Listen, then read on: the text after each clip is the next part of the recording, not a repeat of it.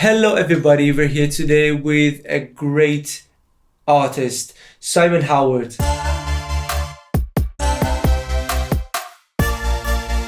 Simon, tell me, what do you do musically? How long have you been doing it? And where did you start? So I started properly since 2018. I'm an indie folk singer-songwriter, and pretty much ever since been writing and recording and gigging from that date, really. From the time that we start showing interest to music from an early age, like maybe even 5, 6 years old, or maybe sometimes in the case that you're a teenager, to the time that we realize that we like this and this is something that we want to follow for the rest of our lives.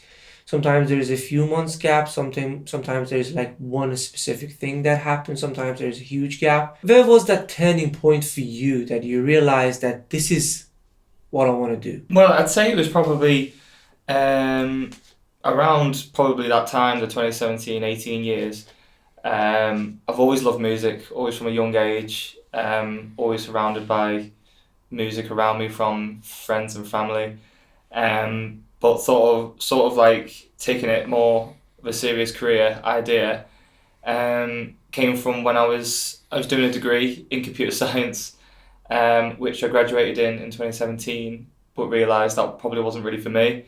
So I took a bit of time out, worked a little bit, travelled a little bit, and basically came to the idea of, I think maybe I'll try and give this a go and see what's out there, really, because it always always excited me, that idea of things, and it's always been sort of like lingering in the background. So it kind of just naturally came to its sort of conclusion to be like, okay, let's maybe try and like surface this a little bit now and like show people and see if they think maybe it's a good idea as well as you. So and luckily I think I had a good bunch of people around me to say, no, you should try and see what you can do with this. So yeah, really from all of that, really.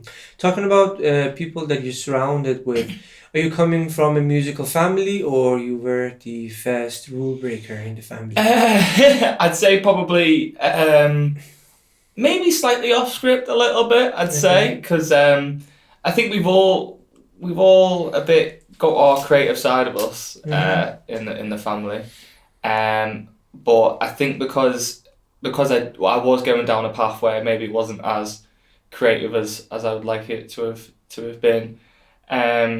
I think it was maybe sort of a slight shock to us all, like a bit of a U-turn of like wanting to pursue this kind of career.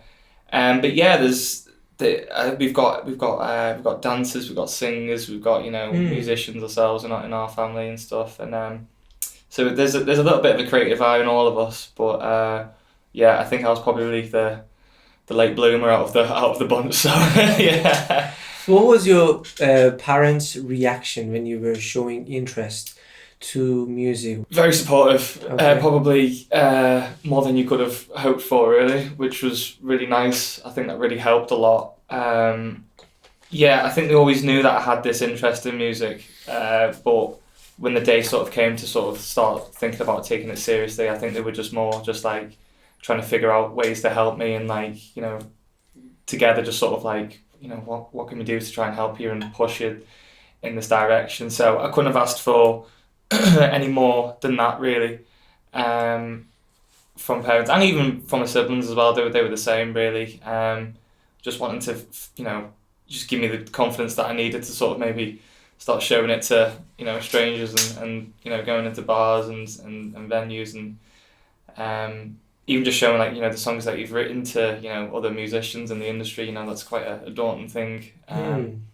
So I think from having that sort of base of a family like that has helped a lot. So When you want to write music or when you think of yourself as a musician, do you tie yourself to one specific genre or you just keep your mind open to exploring what you've been influenced by and just write something according?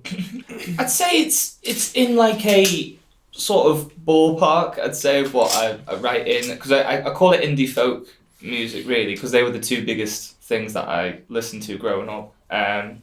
particularly folk, when I was really young. Like artists like Bob Dylan and Bruce Springsteen and Simon and Garfunkel were the three big hitters. And then as I got older, sort of like explored more of the indie music, because that was just the big thing when I was going through school and stuff. So I think I like to think there's a bit of a blend of the two in my songwriting. And they're probably the two genres that I enjoy the most. But I've said, like, I don't sort of want to box myself into this just little corner and, like, you know, say that's it, you're gonna be that forever. I think it's just more enjoying what you're writing, enjoying what you're playing, and if it feels good, you know, do it, sort of thing. So Sure. so I don't overthink it too much, in the sense of it has to be fitting a certain criteria to, you know, meet the, you know, T's and C's. So which I think is nice, because it opens up your ideas and thoughts to all sorts, really, instead of having to, you know, restrict yourself in any way. It's every time that you come to writing a new song, or you know, playing, even trying a new instrument or something, or like trying it in a different dynamic, it's always just really exciting every time a new song comes to the surface, really. Do you play any instrument? I do. What do you play? Guitar mainly, and sing, obviously. I've toyed with the piano a little bit, still probably not gig worthy just yet, but hopefully one day. But yeah, they're the sort of main instruments that I've got going on at the moment. But I can play a bit of mandolin as well, and a few other string instruments. But the two main is the singing. Do you think guitar. it's important to play any instrument to be a musician? No, not really. Especially in this day and age, I don't think so. I think it's a good tool to have, especially if you want to go out and gigging with it.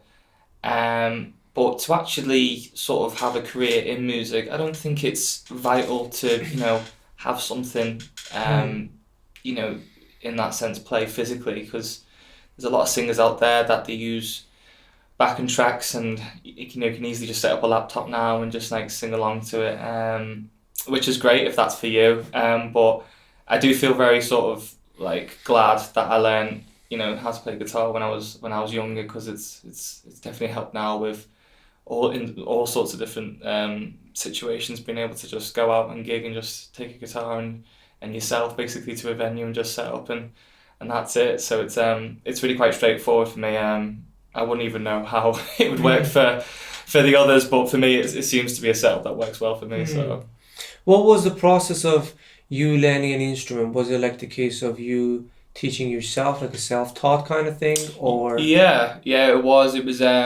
Well, I tried a couple of instruments, I remember, but the guitar was the one that kind of stuck, and I think probably out of stubbornness that I wanted to teach myself how to play it, basically. I think it was around 14 or 15, something like that. And yeah, it was, I don't know, it just sort of seemed to just click a bit better compared to the other instruments that I was trying before that. I remember I was trying drums for a while. That just didn't seem to register with me quite well. But guitar seemed to be the one that was the one that stuck. And to be fair, I think I'm quite glad, because it has helped me, you know, be able to write songs. It's quite maybe. I mean, drummers can tell me differently. I think it's quite hard to write a song on a drum. I don't know, but for me, writing a song on a guitar seems to be a lot better for me. So yeah, it's for like everybody's different, and for everybody, like it happens different. Some people start with your lyrics. Some people start with chord progression. For different people, maybe for some people it starts with a drum. I mean, yeah, good on you if you can do it. My God, yeah. Have you released any songs so far? Few, yeah, got a few out there now. Got the latest one was Trojan Horse, which was a single that came out in October of this year. Okay. Guys, make sure you go down in the description. I'm gonna put the link down below. Make sure you go down there, click on it, and have a listen. And before that, had a song called Not Like Superman. It came out of May of this year as well. So they're the two big releases of this year. And then I released an EP last year as well, which had 4 tracks on it, called Youth Ground, which was actually about a year ago today, around this time. So So that's nice. So yeah, I think I've got about 6 or 7 songs Six or out at the seven moment. songs Yeah. out there. Talking about social media and Google and everything, you know that's an algorithm. And if Mhm. you've used TikTok and Instagram, you probably notice yourself that when you spend more time on one video clip, Mhm. it just recognizes your attention. Yeah. And it's just gonna push that kind of a content to you more. So you will Mm. see that kind of content more when you're scrolling. Do you think number is important? So in terms of like putting songs out there, if you had a chance to choose between one song which is in terms of quality brilliant, comparing to a situation that you put one album out there a year.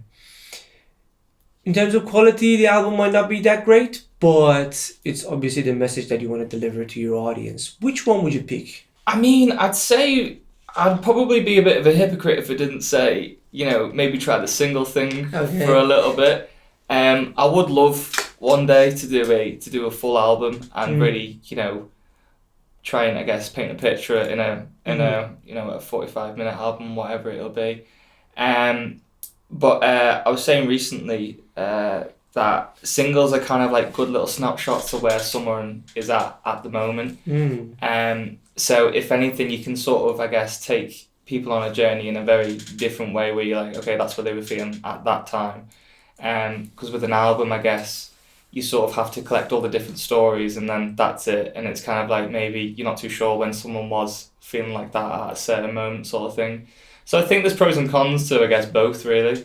Um, but yeah, I'd say for now, for me, I feel like the single thing works Mm. quite well.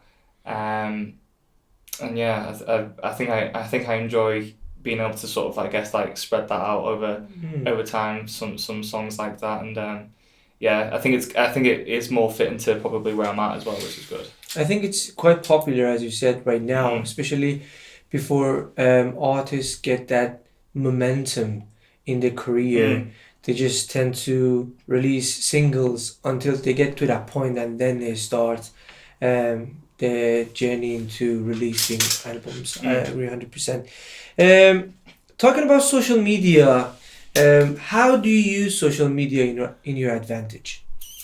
Yeah, I mean, it's obviously a great tool as well as a can be a bit of a curse at times as well. But it has been great, sort of been able to just put your songs out there and post about it and let people know you've got a song coming out or you've got this gig coming up, and just letting people know what you're up to in general, really. So I do use all of them now. A recent a joiner to the TikTok world, which I'm still trying to get my head around. but Okay. um, yeah, I do use them sort of as much, but also as little as I can Hmm. in a very strange way. Yeah, like sort of, it's good to sort of like show what you're doing, but if staying off for too long, you can spiral Yeah. into a world that you probably don't want to get into and stuff. Exactly. So, How do you find that fine line to say, okay, I was spend enough, mm. I'm gonna go like for a walk, I'm gonna do whatever I want to do and not really caught up into scrolling. Yeah, it's self discipline definitely. Sort of realizing like, okay, come on now, put the phone down or step away from the computer, go outside, go look at some birds or something. I don't know, just anything that's not a 15-second reel or something like that. So yeah, I think it has to be sort of a bit of self discipline, sort of not finding yourself just caught being on it for hours and hours on end, which you really can get stuck into sometimes. And just keeping yourself busy as well as much as you can. Like try and find things just even outside music as well. Like as you say, like even going for a walk can just sort of be a nice break from all of that. And I think that's what I enjoy. Like I go running now and again, Mm. just to break it up a little bit, just something completely different from the music world. Just I think it's just nice to sort of switch your brain off from all of that, just for a couple of hours at least anyway. So. Mm. What are other things that you do to look after your mental and physical health? Yeah, a couple of things really. Well, obviously health is just purely exercising. I do as much of it as I can around the whole gigging thing, because obviously when you're traveling out and about, your diet's probably not the best. You probably want like sort of like a cooked meal when you're doing that kind of thing. So I think trying to eat well as possible and exercise as much as you can around all of that.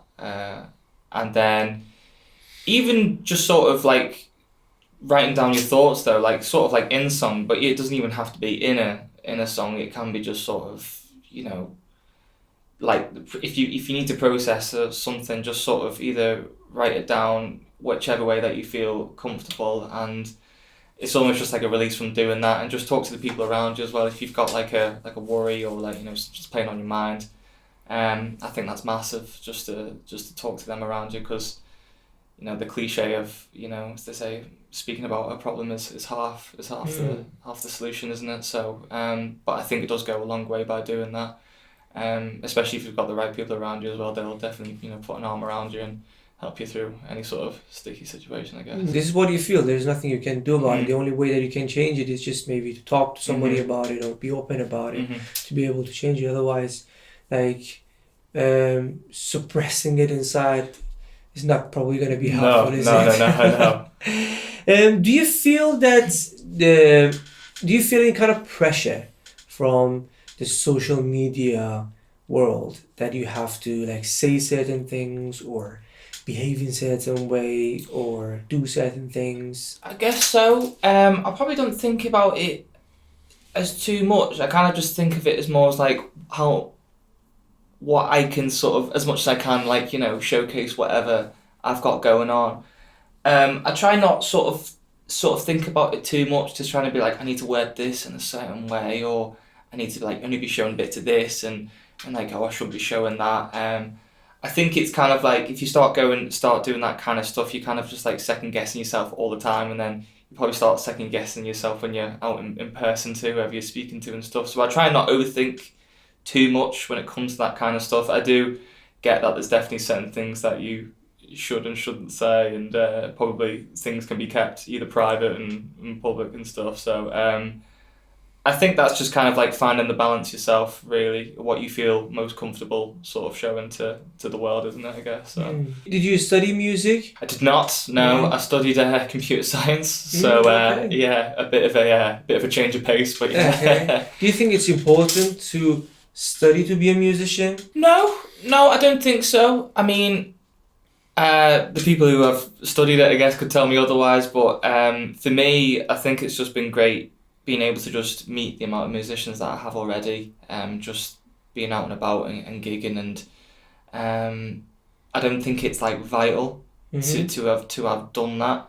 I think it does help to meet people, I guess, maybe in the industry a bit more, and collaboration is probably a massive part of that as well. But I think over time you do eventually kind of get to those things. Probably takes a little bit longer than you would like, but it's definitely still like available to do that for yourself in the less structured way.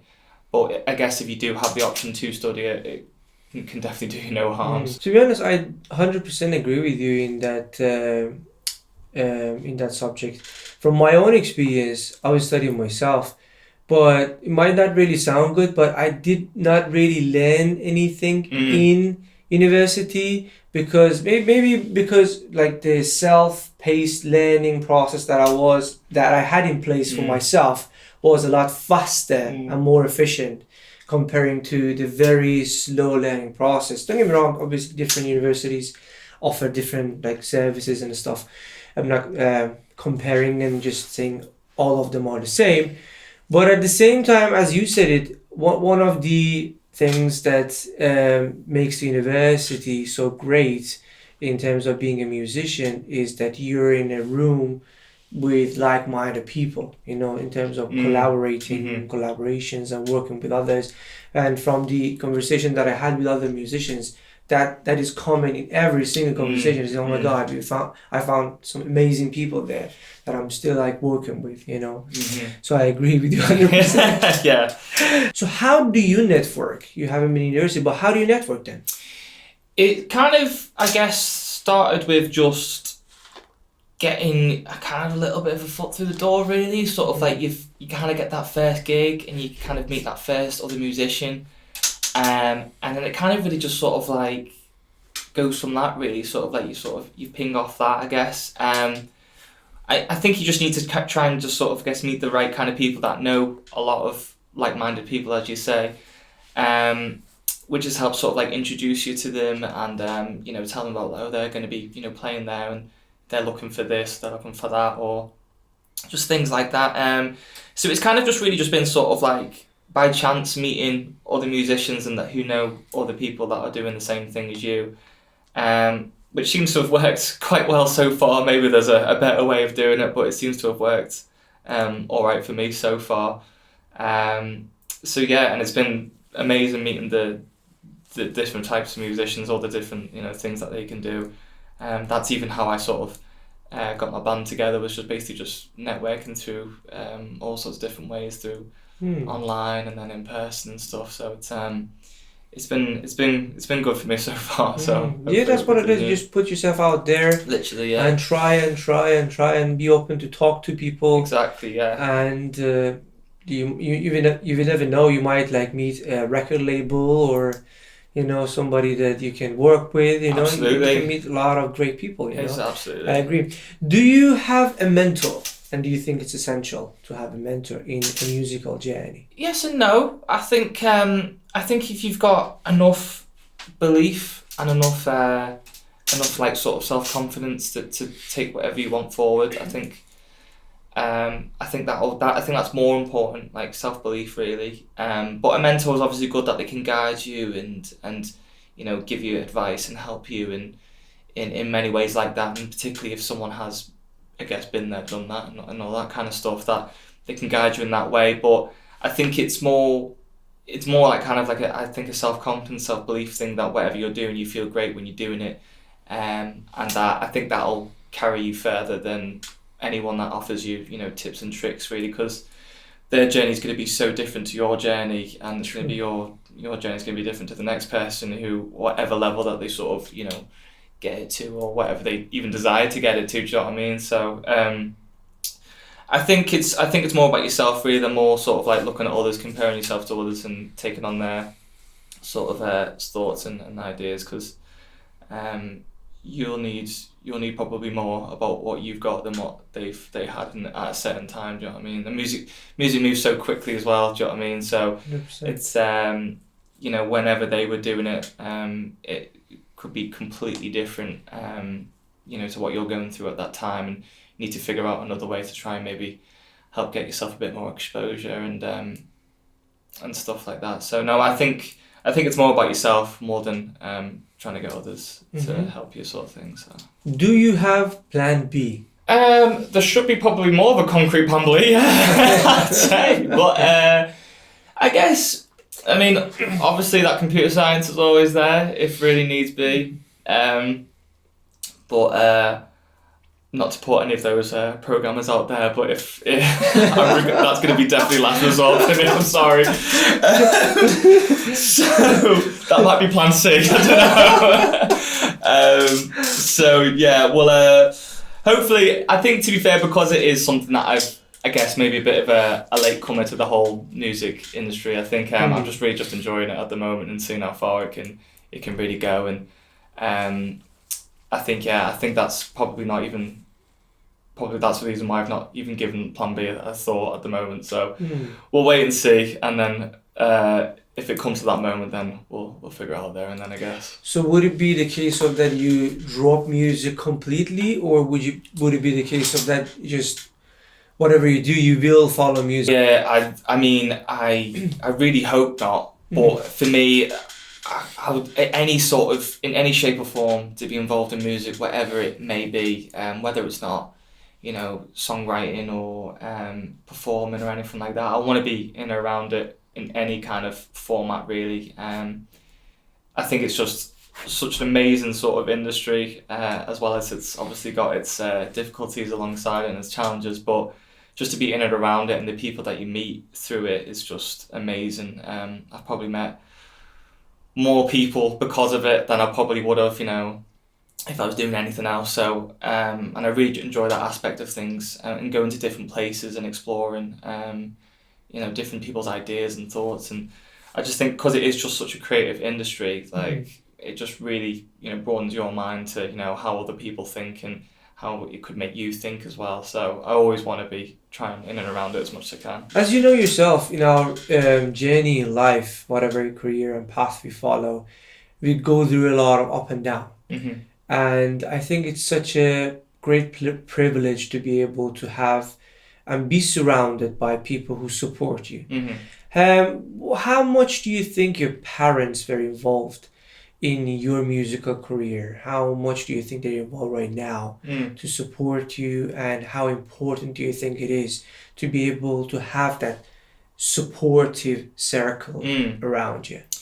Massive, yeah, definitely big. I mean, you definitely hear these stories of people, you know, their parents or their families are like saying, you know, what you're doing, just, you know, try Get and a 9 to 5 job. get a 9 to 5, do the safe thing, and all that kind of stuff. I think particularly after studying something for 3 years, you probably think, what the hell are you doing? Do you know what I mean? Jumping straight from that to a completely different career path. So I think if anything, that speaks more volumes about them as parents to sort of been so understanding that, you know, I realised this was not the thing that I wanted to do after studying it for 3 years, that I want to jump into a new thing. And if anything, they were just so understanding of that, and yeah, so supportive, and just, as I said before, just wanting to try and find any way possible to try and help you out, really. So I think that is massive. It gives you that sort of jump and that boost to really try and take it as far as you can, sort of thing.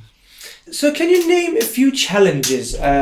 We want everybody to see, like, whoever step into their musical career, what are the challenges there that you really thought, oh my God, this is tough. This is How long you got? There's a few, I'll have to admit.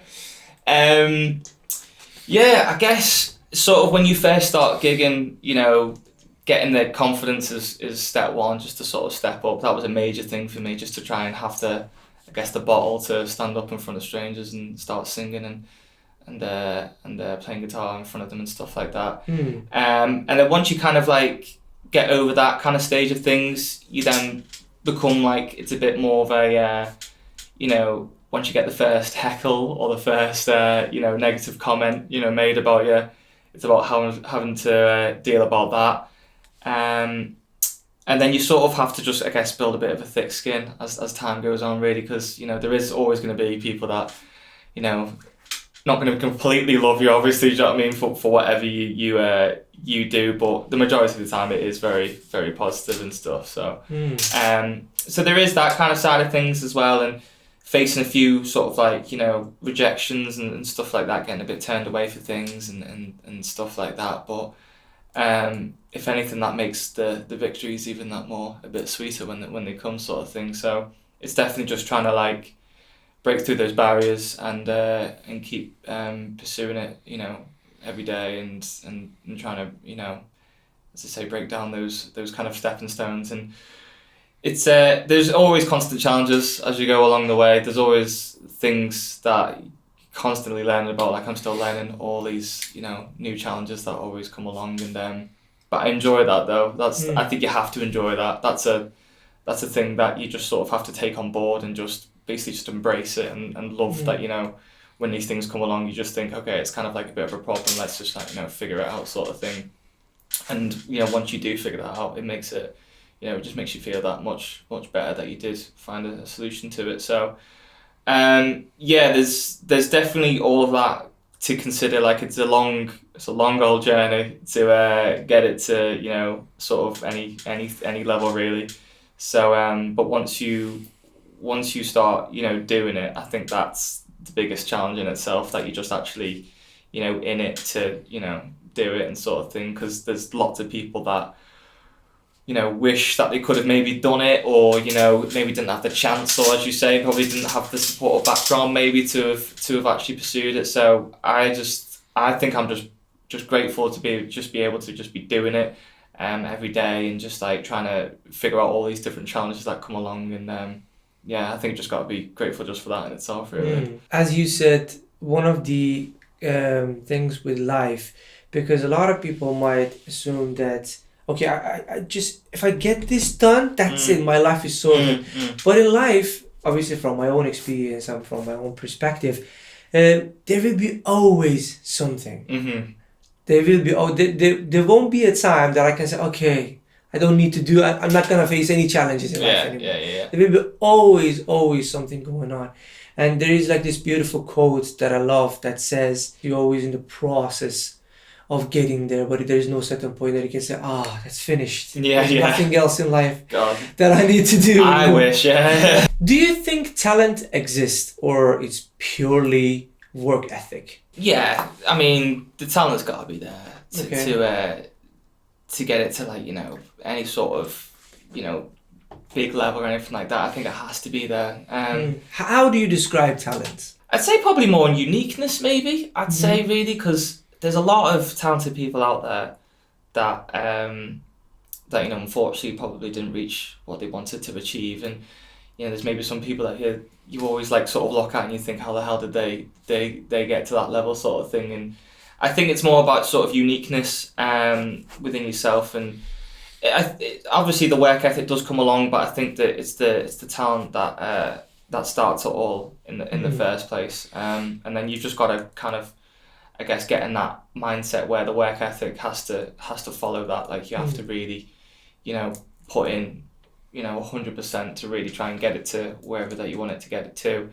But it does start, I do think it does start with that you have to have something about you and have enough belief that you want to, you know, take it to sort of show it publicly and stuff like that. So. Do you think there is anything wrong with the music industry that you wish it was different?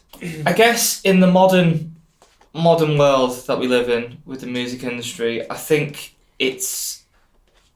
I've particularly seen it more and more as people sort of get judged on 15-second clips of them doing a cover of Ed Sheeran or something like that, and it can work in your favour, and it can be a bit frustrating to sort of see you know, that going on, and then sometimes it's like a viral thing or it's not, or whatever. So compared to, like, you know, you'd kind of wish more for people to come down to your gigs and see you play live with a band and really see it for yourself and get a feel for the atmosphere, really, because it's kind of almost like you're constantly sort of comparing yourself, and which is kind of like the curse of, like, the modern world. You're always looking at other musicians to see what they're doing, what they're singing, and how well they're doing, sort of thing, which can be a dangerous thing, really.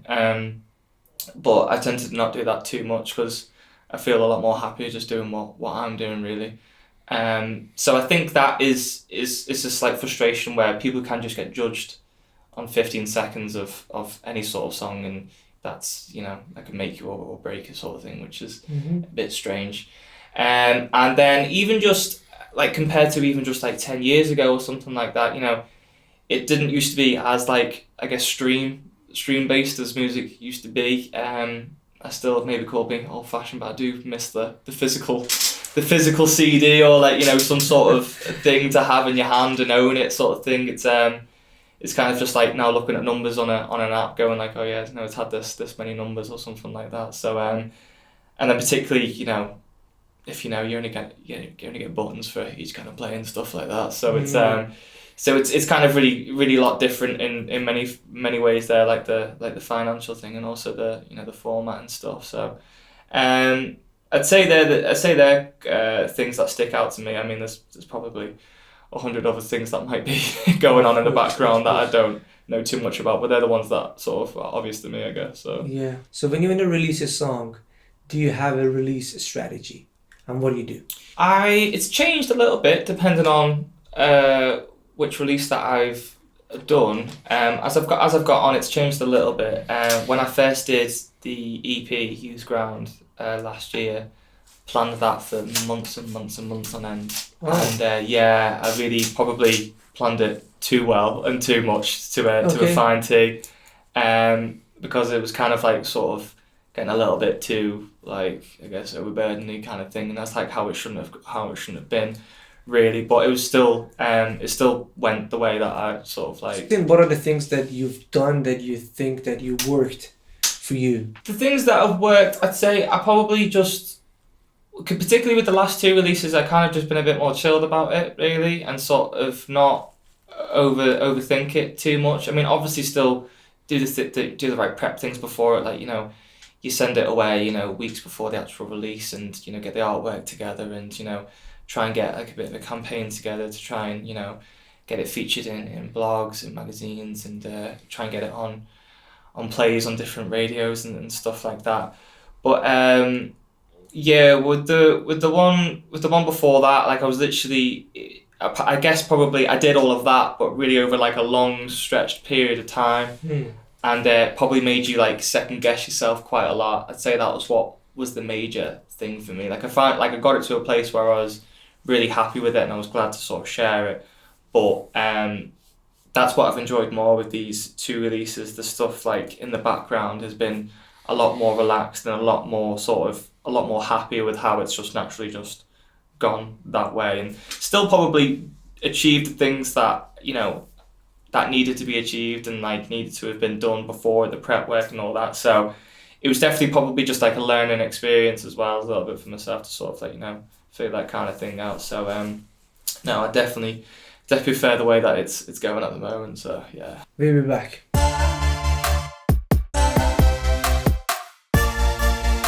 Simon, take me into your creation process. What's the very first thing you do when you want to create a song? Usually starts with the chorus, I'd say. So I'd be playing anything, really, just messing about, any sort of chord progression, and then hum a little melody. Nothing too structured, nothing too you know, intense. And then when I sort of get that kind of like to a good place, and then think about the chorus, really, because I think that just sort of sets the tone of what the song is going to be about. And once I've got that, then all the rest of it kind of comes around that, really. So. And when you get to a point that you have a whole song, do you send it to somebody else for mix and mastering? What do you do? Yeah, so so once the song's all written and stuff, I kind of pick the bunch that I'm really happy to sort of take to a producer and show him and see what he thinks of them, because I think it's quite important that he's really liking it as well, because, you know, we're gonna have to work on this for a few days and, you know, get it to a, you know, good place so where we, you know, could actually release this and stuff. So which I think is really great. I really love doing that. I really love working with other people on my songs, like getting their thoughts and ideas and crafted it in that way. It's really quite nice that you create like a little idea, and it kind of like expands and explodes into this whole new, you know, sound sort of thing. So no, I'll always want to be doing that as much as I can. So have you got any side hustle, or music is the main thing that you do? Music is the main thing, yeah, pretty much. Gig in pubs and bars, a couple of weddings I've done, which is always nice. So yeah, it's really just that's the main thing, really. So I've kind of got it to the point now where I can do it full time. So if you weren't a musician, who would you be? What would you do? For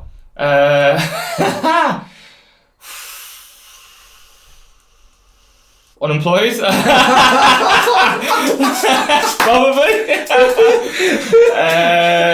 Say that. I totally don't know, you know. I totally don't know. So in this part, I usually ask everyone to make a prediction. We're coming from a place that we were listening to vinyls and cassettes. We are in an era that we are streaming music online, right? A lot of people are saying vinyls are making a comeback. But do you think there will be another way of consuming music? And if you think so, how? I mean, there probably will be, won't there? The way that the world moves, there'll be the new next thing where you know, probably don't even like tap on a phone anymore. You just think of a song and it just comes to your head or something. I don't know, but yeah, I think it's always evolving, isn't it? I think the streaming thing's to be sort of like the concrete thing at the moment, doesn't it? It's here to stay for a long time. So I think it won't be for at least 15, 20 years until you see the next thing, really. Because obviously it's not a physical thing anymore, is it? It's like you save a lot of for a lot of the distributors and stuff, you save a lot of money, like not having to, Sure. make all the materials and that. So it is good in that way that it is just a lot easier to just tap on a phone, and saves a lot of trying to figure out that kind of stuff. So, but no, I can see it. I could see something happening. In definitely in the future, just definitely not smart enough to think of an idea for it. No, it's actually very hard to guess. Yeah. Because you would think that, like, because it was physical, now it's non-physical. So Mhm. how can you go from non-physical to like a vape or something? Yeah, like how far can you go from just like, can you just literally just, it doesn't exist anymore, just think of it? I don't know. If you had a chance to go to the past Mm-hmm. and change one thing, what would that be? I guess maybe I've done the studying thing, maybe a little bit, studied music, just to have been in that environment for that period of my life. But in the same way though, I think it was kind of good that I didn't do that, because I don't know if I ever would have discovered that I wanted to do music, because I've said to people in the past, like, the best thing that ever came from my studies was made me realise what I didn't want to do and what I did want to do, sort of thing. So I think I'm more just sort of grateful that I came to that, but I will kind of always have that little wonder in my head, like, what would have it been, if I kind of discovered that before all of that stage in my life, when you're 16, 17, trying to think about what the hell you're supposed to do with your life, sort of thing, which I think is such a young age anyway, just to try and do that kind of stuff. It is. But yeah, that's the only thing I'd really sort of say. But I feel like I've more than made up for that kind of thing now. Well, I like to think anyway. So and yeah, just continue from that really. But that's the only thing that I'd really sort of dabble the idea of. So where is that plan A?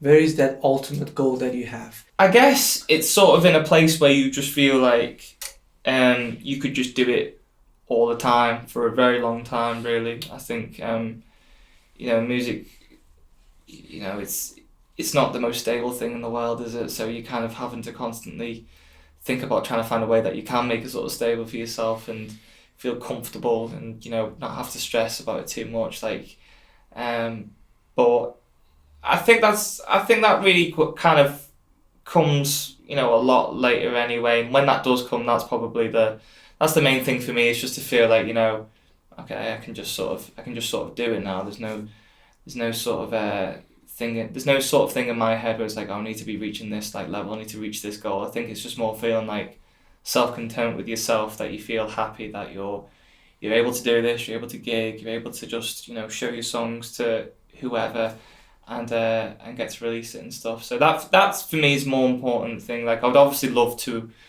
reach it to great levels where you're selling out arenas and stadiums and stuff. Why not? I mean, who knows if there's if anyone's looking for it, let me know. But it's not the major goal of my life. I think it's more just feeling really happy with myself, Happy and with what content I'm with doing. yourself. Yeah. 3 things that you want to promise yourself in front of the camera that you want to do. Like, obviously, if it's a long-term kind of goal, you want to start doing it, or if it's just a one-off kind of thing, you want to do it within a week. I guess release everything that I've got, song-wise. Literally, don't leave anything like unheard or anything like that. I'd love to do that, and really sort of. I think for me, it's hard to sort of make kind of like the 3 big promises of what I could do. I think it's more just like expanding on what I'm already doing, really. Because as I say, like, I've only been doing it for about 4 years. I say only, but I'm doing it like a bit of time where I just feel sort of really happy with what I'm doing, and I don't set any sort of promises like I need to be making this, make sure that I do this, and if I don't do this, I'm gonna feel horrific about myself or anything like that. I think it's more just for me, just continuing what I'm doing and just seeing how far we could really go, and just if I'm feeling happy about what I'm doing, I think that's the biggest promise that I can really make for myself. Attitude of gratitude. 3 things that you are grateful for. Supportive background is grateful for that. Grateful to have learn how to play an instrument and to learn how to sort of sing and get the confidence to do that. And grateful to the people that I've met so far as well in the music industry as well, because I think they've really helped. It helped me network and meet a lot of the people that I have met, and yeah, had a few laughs and a few good nights along the way. So they're the three grateful things I could say so far. What was the other part of the question? Can't remember. Oh god. Simon Howard. Yes. Last words. Keep listening, and I hope you're enjoying it. There's definitely more to come, and there's definitely a lot more gigs and a lot more songs to come out with me, yeah. And hopefully you enjoy it as much as I am. Everybody, Simon Howard, thanks for listening. I'm going to put all the links to his social media down in the description. Make sure you go there, give him a follow, listen to the songs that I'm going to put out there in the description as well. Go have a listen and support him. Thanks very much. Thank you very much, for coming man. today. Thank you for having me. Pleasure.